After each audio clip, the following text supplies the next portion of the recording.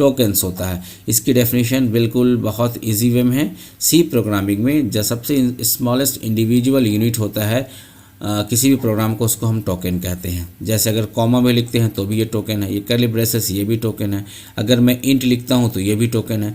यानी टोकन जो होता है वो बिल्डिंग ब्लॉक्स है। अगर किसी घर को बनाने के लिए जितने सारे इसके मटेरियल्स लग रहे हैं वो सारे मटेरियल्स ही आपका क्या होता है, टोकन्स कहलाता है। वो सारे मटेरियल क्या होता है, टोकन्स। तो एक प्रोग्राम जो हम शुरू करते हैं मेन से, एक प्रोग्राम लिखते हैं और उसके अंदर जितने भी सारी चीज़ें लिखते हैं ये सब जो है, चाहे कर्ली ब्रेसेस हो, ये वाला हो या ये पैरेंथेसिस हो, ये सब के सब टोकन्स कहलाता है और पूरा टोकन्स मिलकर हम प्रोग्राम को बनाते हैं। ठीक है। So the compiler break the source code into tokens before compilation. यानी सोर्स कोड किस में कन्वर्ट होता है, टोकन्स में। यानी एक एक चीज़ कंपाइल होता है, चेक करता है वैलिड है या नहीं है, तब उसके बाद जाके आपका एग्जीक्यूट होता है, रन होता है। तो टोकन्स बहुत सिंपल है। सबसे छोटा यूनिट जो चाहे कॉमा लगाएं चाहे कुछ भी लगाएं वो टोकन्स कहलाता है।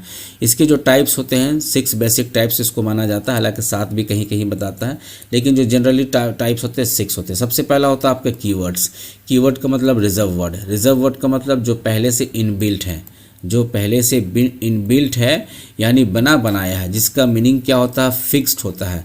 इसका मीनिंग फिक्स्ड होता है। इसको कहते हैं predefined reserve words with special meaning in C. Can not be used as identifier. यानी इसको हम अपने पर्पस के लिए यूज़ नहीं कर सकते हैं, अपने वेरिएबल क्रिएट करने के लिए यूज़ नहीं कर सकते हैं। किसको, कीवर्ड को। एग्जाम्पल, इंट है तो इंटीजर के लिए, फ्लोट है, रिटर्न है, इफ एल्स व्हाइल, ये सारे के सारे क्या, सब कीवर्ड्स है। यानी इसका जो मीनिंग फिक्स्ड कर दिया गया है वो ही इसमें हम यूज़ कर सकते हैं, अपनी तरफ से कुछ नहीं कर सकते हैं। तो ये हमने आपको कुछ चीज़ें, बहुत इंपॉर्टेंट चीज़ें बता दी। अगर आप चाहते हैं पूरा का पूरा कोर्स को अच्छे से एक्सेस करें और आपके भाषा में इंग्लिश प्लस हिंदी दोनों में समझाएं, क्योंकि बहुत सारे स्टूडेंट बिगनर्स होते हैं तो डायरेक्टली इंग्लिश नहीं समझ पाएंगे, इसलिए इंग्लिश और हिंदी दोनों में ये चीज़ें हैं।